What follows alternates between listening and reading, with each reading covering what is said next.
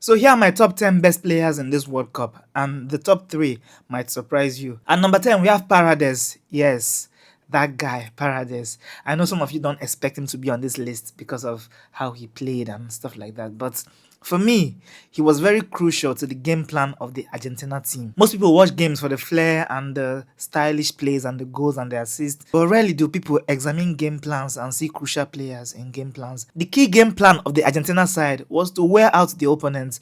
That was why most of their victories came at the later stages of the game, and Paredes was very crucial to that game plan. In fact, he executed it perfectly. That's why I have him on my top 10 list. At number 9, we have Jude Bellingham. I know some of you expect him to be higher on this list because he scored a lot of goals, and I give that to him. He scored a lot of crucial goals for England. But aside from the goals, he wasn't really present. Like you would expect a midfielder to be creating chances, to be running the game. He wasn't really doing any of that. When he's not scoring, he's more or less useless. Example is the game against Argentina. He didn't really do much. Obviously the best player of England in this World Cup, but not really that good to be higher on this list. At number 8, we have the Golden Ball winner, Rodri. Rodri is a fantastic player and he played his role in that Spanish side perfectly. He controlled the game like a DM should. He was everywhere, very energetic, and his leadership was very crucial to Spain getting to the finals. But I don't think he had that extra addition to his normal role that made him stand out or better than the players I have on this list. I'm talking about players that play their role very well.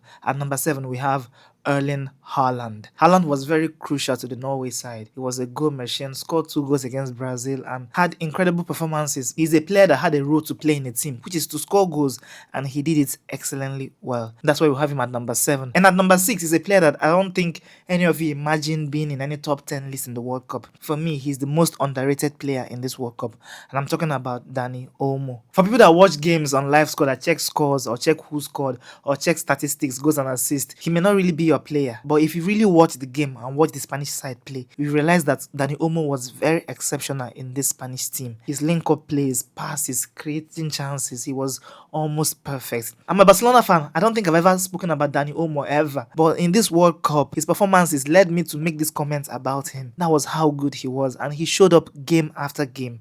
He might not have the numbers, but he was very, very good in this tournament. At number 5, we have 2 players actually. I don't know how to rate them, who should be above who. And the 2 players are the Spanish fullbacks, Cucurella and Porro. The 2 of them were very exceptional in this World Cup. Honestly, as a Barca fan, I hate to give it to Cucurella, but in this World Cup, he was exceptional. He was really good. Likewise, Pedro Porro. They were very exceptional. They did their jobs very well.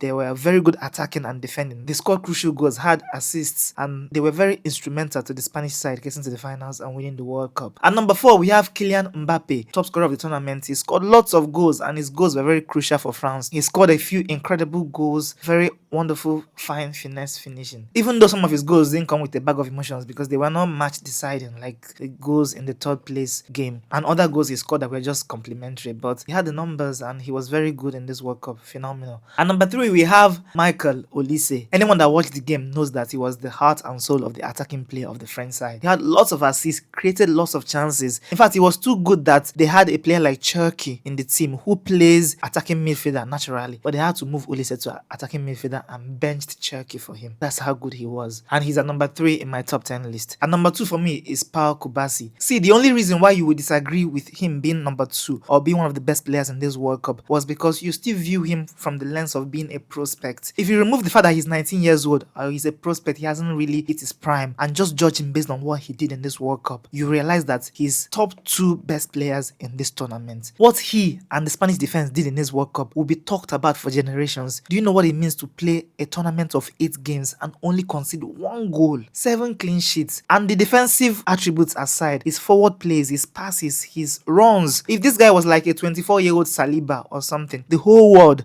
would be singing his praises. The only reason why people look down on him is because he's young and they're just seeing him as a prospect instead of judging him by what he actually did in the tournament. And at number 1 is no other person but Lionel Messi.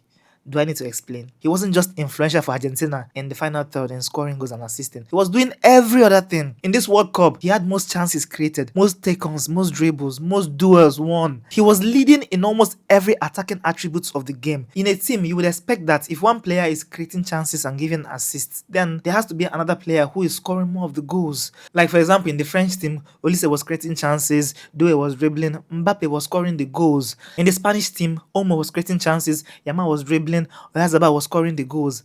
But in the Argentina team, Messi was creating chances, dribbling, assisting, and still scoring. One player doing all these is very incredible. Adding the fact that he's 39 years old makes it all the way more and more incredible. So for me and everyone that understands football, Messi is the best player of this World Cup. So these are my top 10 lists. Tell me what you think in the comments.